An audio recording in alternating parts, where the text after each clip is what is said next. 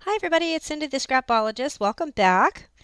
I have a little project today and I just thought I'd film it. I did a video last fall on this technique, pounded flowers, but at the time it was late fall and we barely had anything green left. I had all I could do to find two ferns and a couple of leaves. So now that it is finally spring here in Maine, I went out in my backyard and did a little collection of things, and I'm going to try this pounded flowers technique again. So I thought I would just let you watch me experiment. I don't know how any of this is going to turn out. That's kind of the fun of it. But how I found out about this technique was I found this really cool book, The Art and Craft, sorry for the glare, of Pounding Flowers by Laura C. Martin. I found this at a thrift shop. I don't know if this book is still in print. It was printed in 2001. But I will look, and if it's still in print, I'll put the link below so you can buy it because it's got a lot of good information in here. There's a lot of detail that you can get into in terms of what kind of paper and fabric to use, what kind of flowers and leaves to use, prepping your fabric beforehand, different crafts you can make out of this, all kinds of information in that book. I'm just going to kind of wing it. I don't want to think about it too much. What I did last year was I did find out that ferns transfer really well. And the thing is, I love the look of this. I don't have the time or the wherewithal to do the echo paper. I forget the name of it. It just went whoop out of my mind. But there's so many steps. You have to roll it, boil it, this and that. I just don't like things with that many steps. I get bored really quickly. That's why my coffee staining technique for my paper is one step, and that's it. Two steps, spread it out and squirt it. That's how I make my coffee dyed paper, because I usually make 100 of things at a time. You know, I have a shop, and so anyway, this is my alternative, and I think it looks just as beautiful. And with this technique, you can control better how this turns out, because how you lay the flowers and the ferns and the leaves on the paper, that's how it's going to look. With the echo boiling or whatever it's called, you don't know until you unroll it what it's going to look like. And sometimes to me it just looks like a glommy boiled mess. I don't know. I guess it's just not my style. Not There's nothing wrong with it, and some of it turns out beautifully. I just like this technique better. So anyway, those were ferns. I don't remember what a lot of these were. That was just a leaf that I started working on. And it has some cool brown and green tones that are not really coming across on the camera. There you go. Experimented with a leaf. These didn't really come out the way I was expecting. If your stem is too moist, you're going to get a splosh if that's the technical term, splosh. You're going to get just like a blah of color. But the leaves turned out really kind of cool. Again, everything was so dry. It was the end of fall, getting ready to snow. And so this was just the opposite. There wasn't enough moisture in this one, but it's got some beautiful bright red in it. One of the things that she recommends in the book is making sample cards, and I think I'll do that this summer and label them so that in future seasons, I know what works and what doesn't. These were just some other leaves that I found, just plants. This one turned out pretty cool. These were a little too dry. It was just really the stems that I was getting more than anything. The leaves were dying. Another fern. Ferns just seem to work out really well and look beautiful on your page, and I did get a bunch of those for today. And that leaf turned out pretty neat with a brilliant green color. And this here is another splosh. So if you have something like this lilac here that's a cluster, what they recommend, what happened to my light? Just suddenly got dark. What they recommend is that you actually kind of pull it apart and lay it on the paper, because if you just put it down like this and like this, you're going to get a splosh. These lilacs smell so good. They're so tiny this year. So disappointing. These are supposed to bloom in April. It's now June, and they're just now in full bloom. And they're just, it rained every day in April and every day in May. I know I've said that a million times. I'm not over it yet. Even though I have the start of summer in my hands, it was a traumatic spring. Um, and just a little quick side note on this lilac. We have a 150-plus-year-old house. And back in the day, lilacs were planted near the front door so that they smelled good when you came in. Well, we had a professional landscaper out here when we first moved in because the lot was completely overgrown. It was 10 years worth of neglect. And he told me that is actually a rare lilac that you can't buy anymore, that this is well over 100 years old, and you can't really see, but it's not your typical purple. It's a purplish pink. It's coming across as blue on the camera. But this lilac tree is excuse me, really precious to me. Anyway, let's get going. Let me take a sip of my spring water here, because I feel like a coughing spell is going on. Okay, so what you need is a chopping block or something that you can hammer on. Let me see what's happening with my camera here. Hang on, sorry.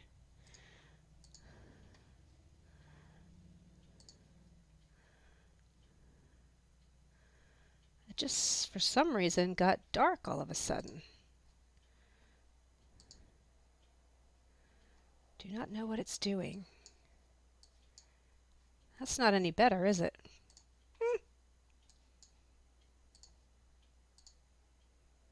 There we go. I had something on automatic. Sorry, that shouldn't have been. Okay, so take your chopping block. Take approximately 2 layers of paper towel. And then I'm going to start with paper. The same paper that I used last fall is this watercolor paper, and it's 140 pound. I like to use this in my junk journals because you can paint on it, watercolor on it, whatever you want to do, and it doesn't run. So I usually put a few sheets of this in my junk journals.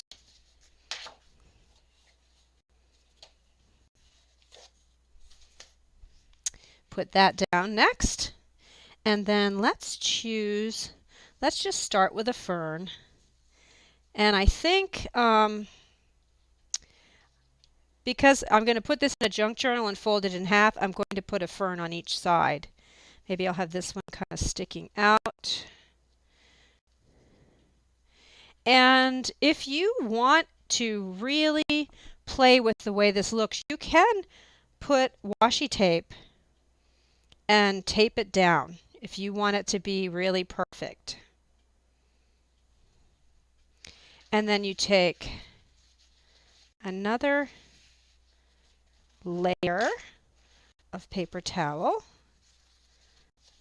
Actually, maybe 2 layers again.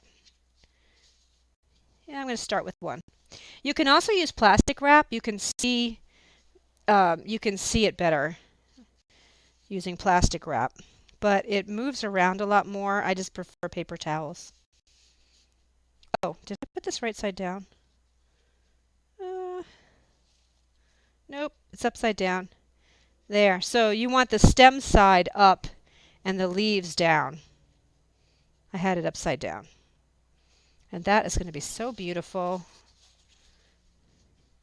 Okay, now it's going to get a little bit noisy, so you just want to get your hammer. I have a smaller hammer here. I don't have a big construction hammer because it makes my hands sore and it's a little heavy.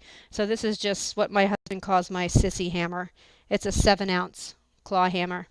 So just start anywhere that makes sense to you and just pound. Not hard.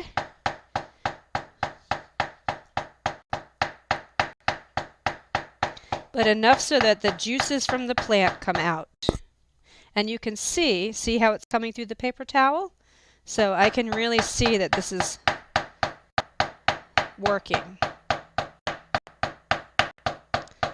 Sorry, this part's going to be a little boring and loud.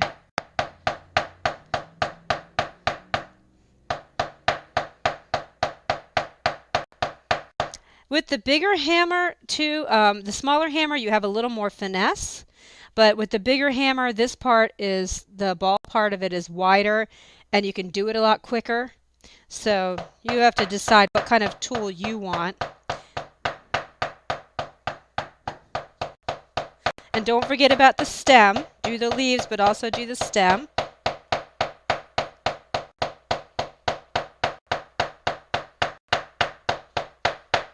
You can fast forward past this part.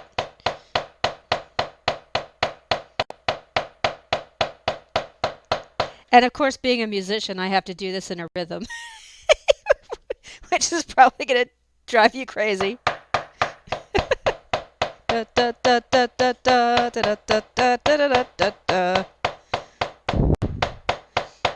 This is very good therapy, too. If you're having a bad day and you're not feeling really creative, go pound some flowers.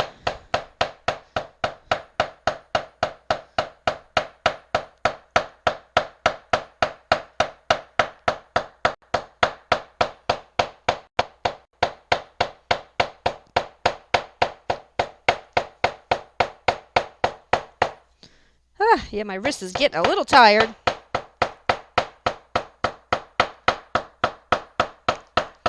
Don't forget the stem.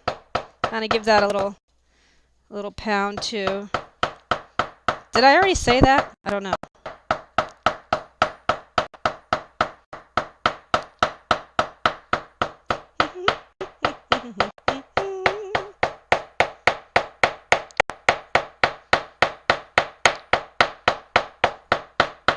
Oh, this looks like it's going to be beautiful. Can you see how you can even see each little leaf?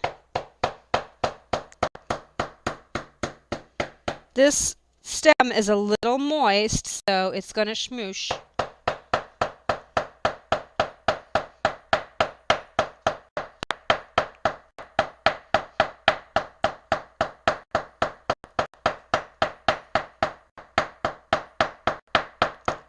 This is not one of those videos you want to craft along to, is it? Too noisy. I would just fast forward past this part. I have to find another filming program that lets me pause and fast forward things myself. But I don't use my phone, I use an actual webcam, so it's funny, a lot of the programs don't let you do that on the webcam.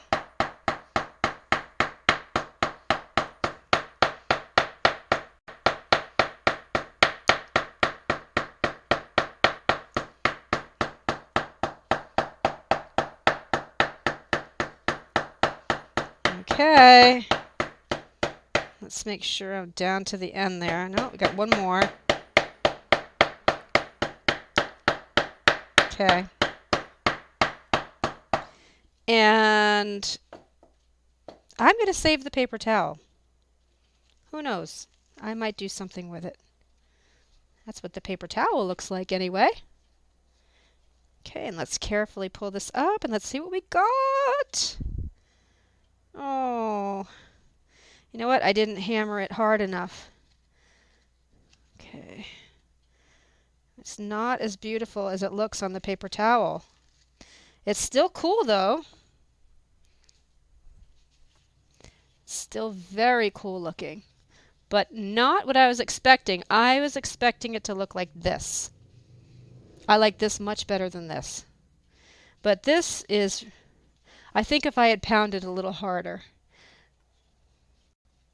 So I'll try it again and I'll pound harder next time. I'm going to try another fern on fabric.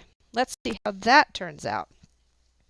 Now, they do talk about in the book about mordanting or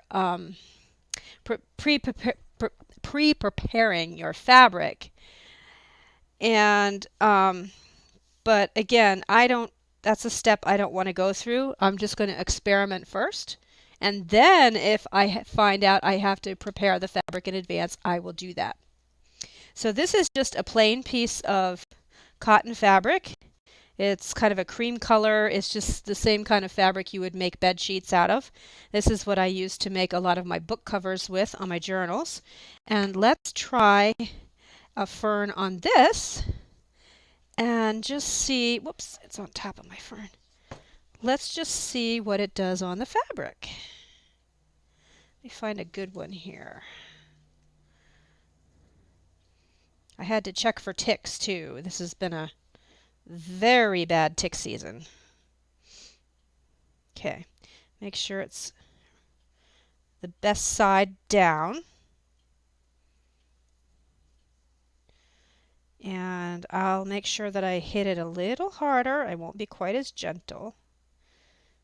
Let's rearrange all these leaves.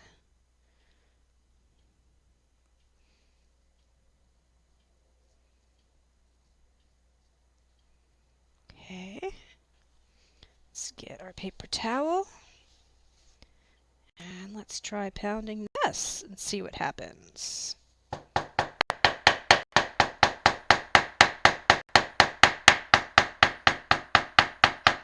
So you don't want to pound it too hard because it will smoosh it. So it's kind of a fine balance between not hitting it too hard and hitting it hard enough.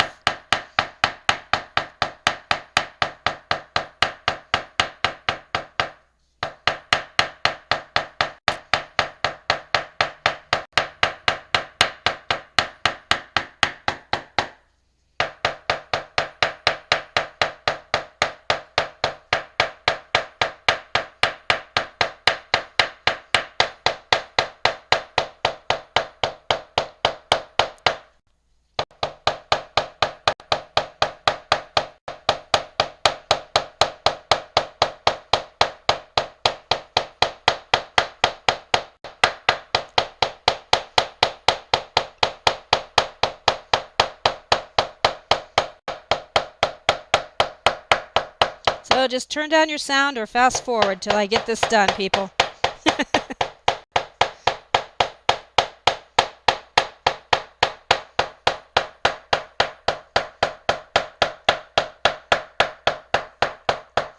Ah, my arm is tired.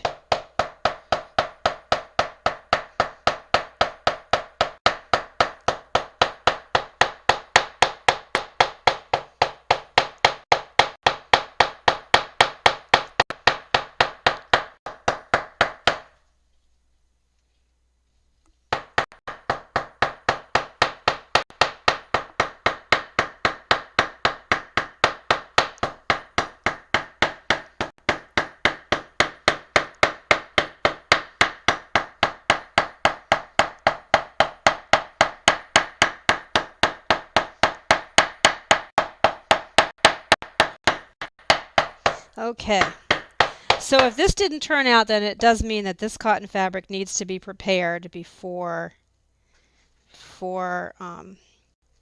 you do it. Gosh, you know, that would be pretty just ironed on. And, ooh, this one. Oh, look at that. It's beautiful. Oh,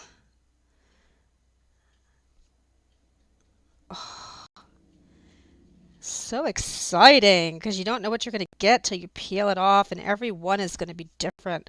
Oh, this is gorgeous, guys. Look. Looks like a pine tree almost, doesn't it?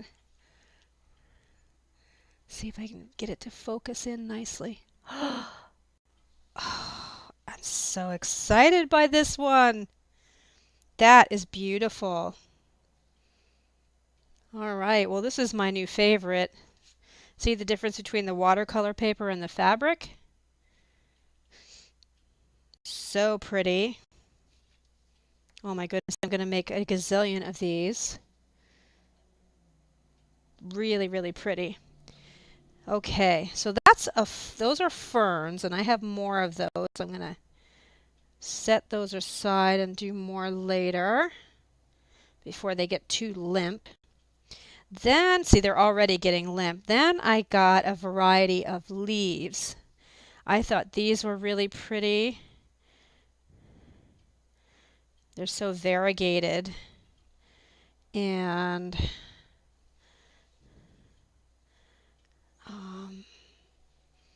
I've got, let me pull this off. I've got these from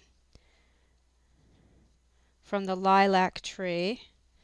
And I got a couple of big ones. And these.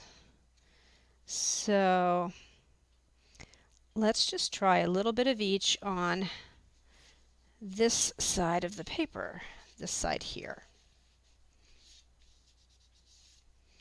So again, you want to put it upside down. And I don't think I really care about this stem too much. It's kind of a real stiff, woody stem, which I'm sure wouldn't do well. So let me put that down there. Put that there. Let's take this, put that there. I'll pull this one off. Or, yeah, there we go. Pull this little baby one off. And then let's do one of these. And let's see how these turn out. So exciting.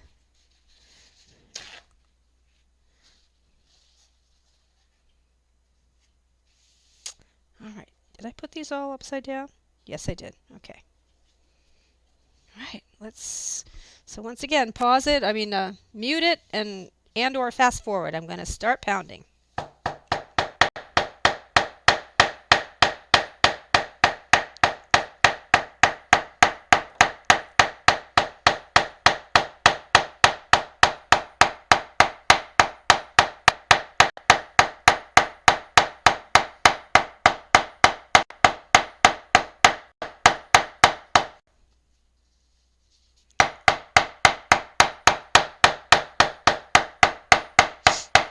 This one doesn't seem quite as moist as the others. Let me just check.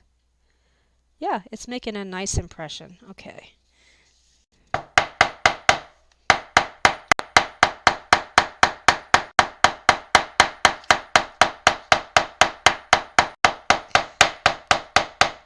This one I'm having to hit a little harder. The stem is super wet, so that's probably going to be a little smushy there.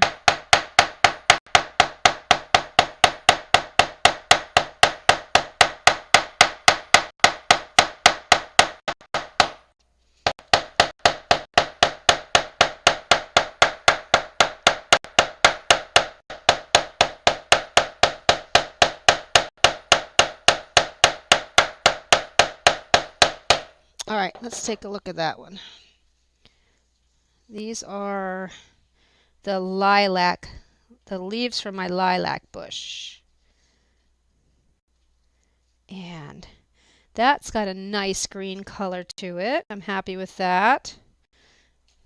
Okay, let's try this one up here. Oh, this one's very wet, so I'm not gonna, it's very moist inside. I'm not gonna tap it as much as the other one, because I don't want it being all smushy.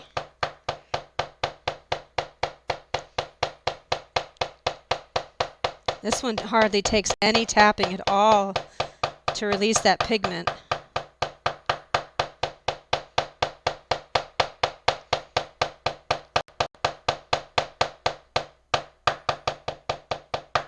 This one's kind of stinky. Ew. Oops, I almost missed the point. Yeah, get the points of the leaves too.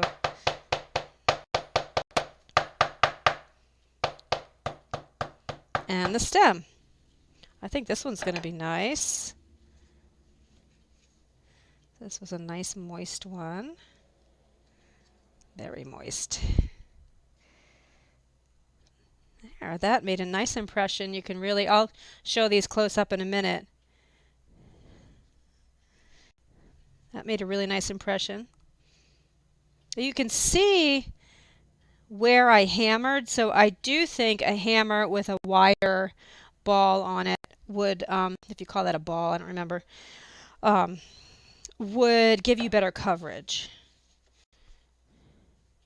But it's quite tiring on your hands, so I don't know about a bigger one. For me anyway.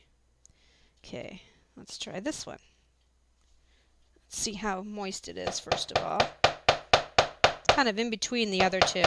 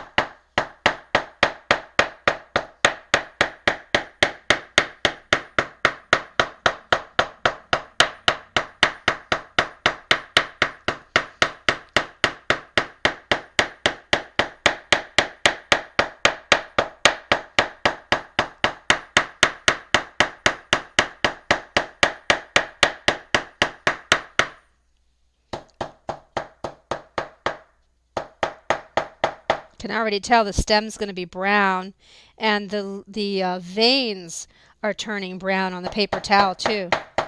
So that's kind of cool when you get two colors.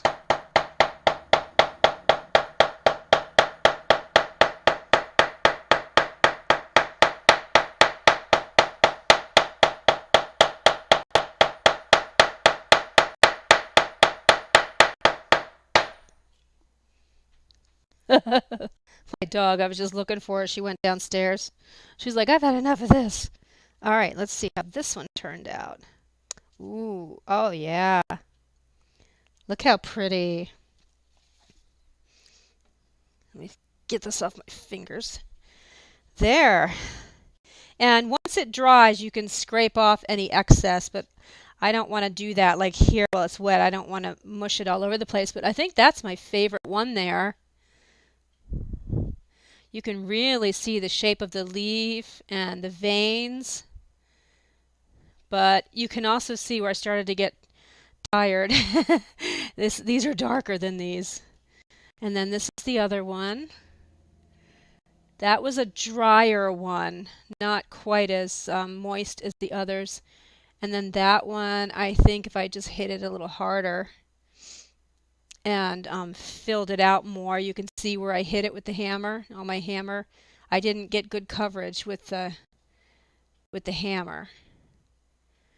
But this is definitely something that I would use in a junk journal. You fold it, and there's one page, and there's another, and it looks like handmade paper. I adore it. Okay, now let's experiment with a couple of flowers. So, not sure about any of these, but I pulled some bleeding hearts from my garden. These were here growing wild all over the place when we moved in. And this is, I don't know, it's probably going to be one big sploosh, but let's try it and see what happens. I do want to try to get them all in one direction.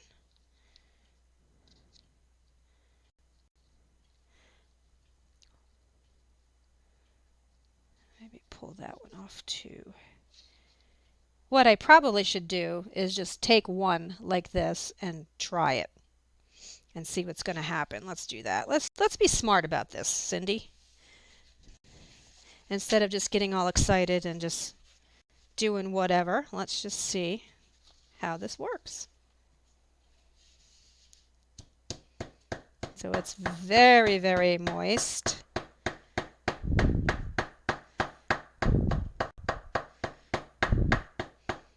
I'm going to try to get better coverage with this than I did on the leaves.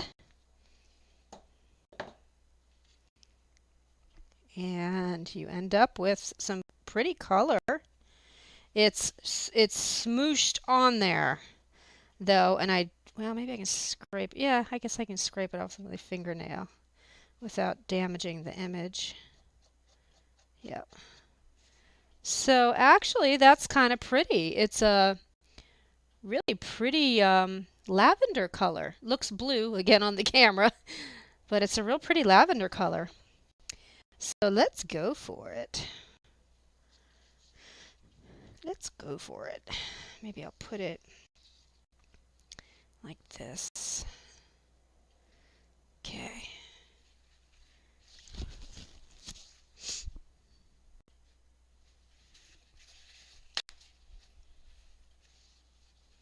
And once again, fast forward it so you don't have to listen to the pounding.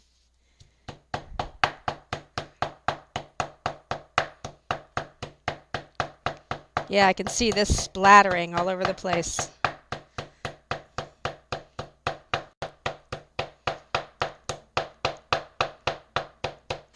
You definitely want to get the stem. Get that pretty green.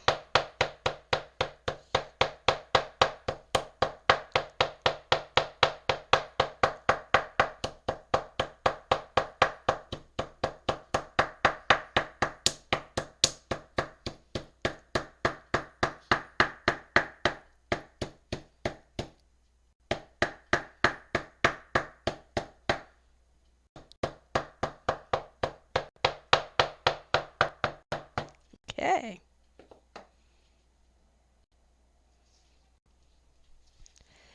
It's quite a mess right now, but I don't know if I should. Yeah, I guess I can gently rub this off. Let me go over to my trash can here.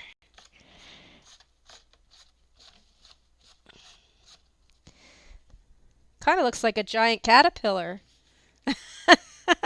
doesn't it? But look at the color, how pretty. Let me see. I'm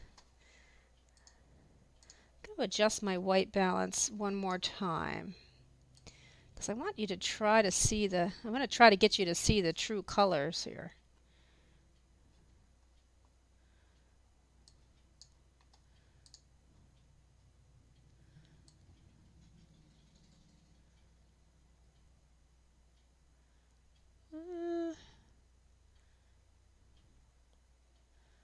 That's a little closer right there.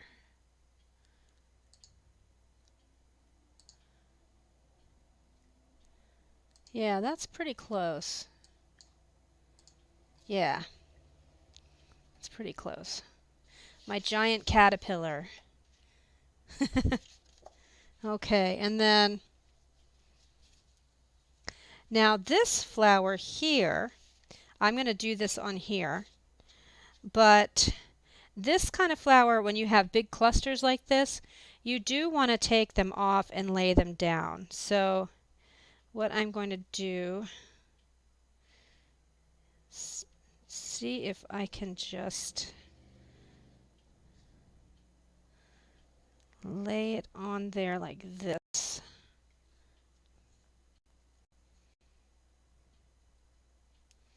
I might have told this story in the last video when I did the pounded flowers, but the property behind us, until recently, well, starting in the 1960s, was a whole bunch of acreage and it was a greenhouse. So it's pretty cool. I find all kinds of things that don't normally just grow in the wild back there. And the people who own the property now, it's vacant. They let me have full reign back there, whatever I want to do. So I go on wildflower expeditions to see what I can find, what pops up every year. Unfortunately, now they're doing construction and it's a huge amount of acreage. I'm just praying. The rumor is they're going to put a trailer park in there. I'm praying, please, please, please. I know it's going to be a rental property, but I'm going to be sad to lose that space back there, but it's not mine, so I enjoy it while I can. Right now it's loaded with ticks. I haven't been back there too much because of the wet spring. It's a very, very bad tick season this year. Very bad. So, okay, let's give this a try. I don't have a lot of confidence in this one. We'll see. It's a pretty beautiful color coming through the paper towel.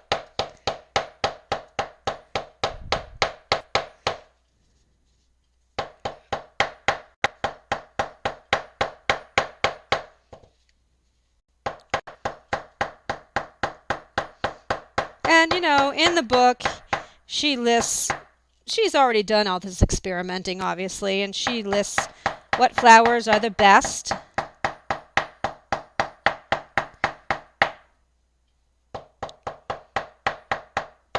But I just wanted to kind of play around. Because I'm picking wildflowers, I don't always know what these things are. Oh, now this is my favorite so far. These came out way better than I thought they were going to. Very, very pretty. Look at that. Oh, that's beautiful.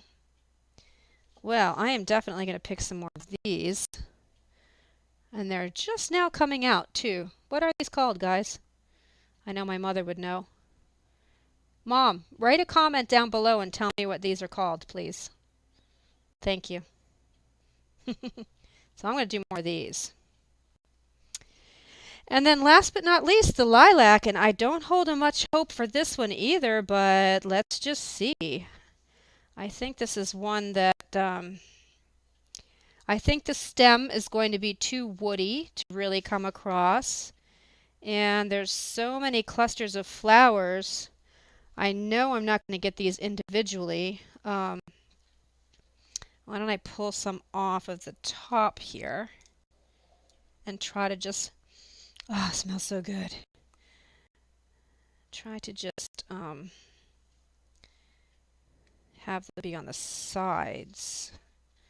And let's see what that does. I think there's too many clustered here. Okay. Okie dokie. Another drink of sparkling water. I'm working up a sweat here with all this pounding.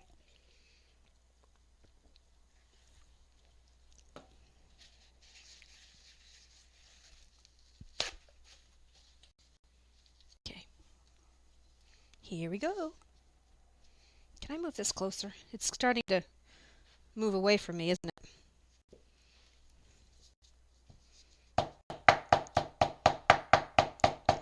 Coming through purple on the paper towel, purple and green. I guess the stem is moister than I thought, because it's, yeah, that stem is, see it?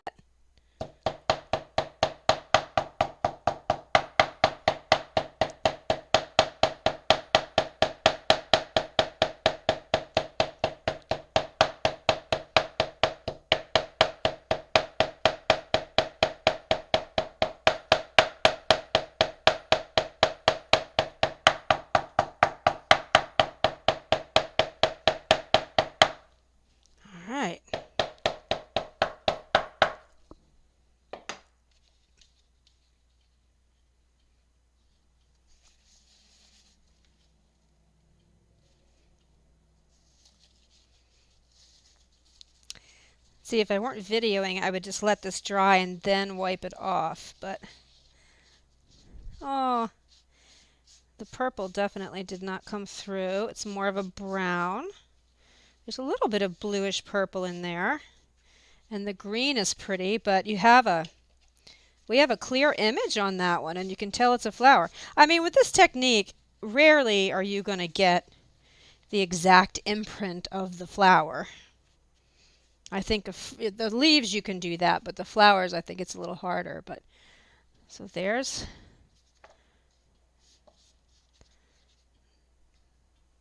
what we did today. And definitely, where did my piece of fabric go? Here it is. And that, my absolute favorite. Hey, let's try these flowers on the fabric. Since that turned out so beautifully on the paper, it's probably going to be prettier on the fabric. I better get a clean paper towel here. Starting to get messy.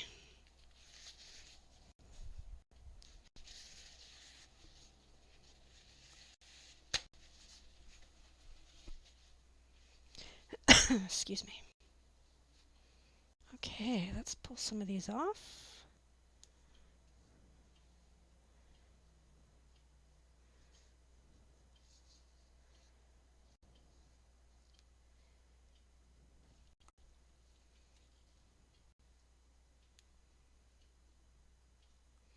I'll pull them off and then I'll rearrange them. That's all I'm going to get off of this one. They're not quite fully bloomed yet, so I've only got 3. But we'll try one of these too. We'll put a bleeding heart on there.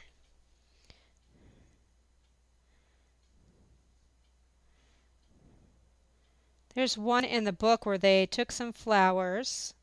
I think they said marigolds work really well. No, geraniums. They had a geranium, and then they took blades of grass and did it next to it. So once you find which flowers are in your region that work really well, you can do all sorts of really fun things. Let's spread these out. Okay.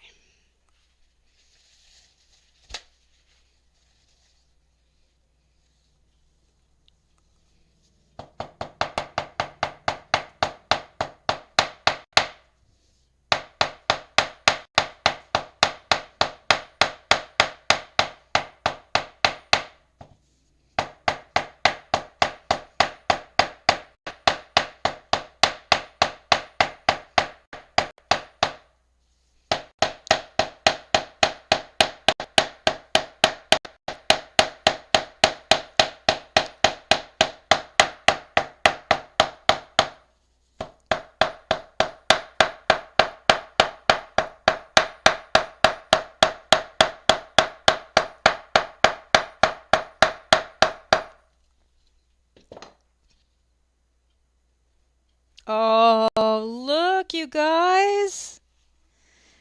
Beautiful. I am going to go out and get a whole bunch more of these and just cover a piece of fabric with them. I have a flower journal that I'm working on. I was going to put in my shop soon. And now I know what the cover is going to be made out of. Oh, it's going to be so beautiful. Look. Oh, look at how pretty. I think this is my favorite, is putting it on the fabric. I think so far putting these on the fabric and doing the ferns is my favorite look. But I liked these leaves too. So far, that's what I'm liking the most. So I'll look for the book, the Pounding Flowers book. But you don't really need a book. You can just go out there and experiment and see what's in your little world of creation out there, your nature, and what supplies you have on hand. You do need a thicker kind of paper, and not all fabrics are going to work. So, but it doesn't cost you anything but a piece of paper and a piece of fabric. So go out and experiment and have a ton of fun, and I'll see you in the next video. Thanks for watching. Bye-bye.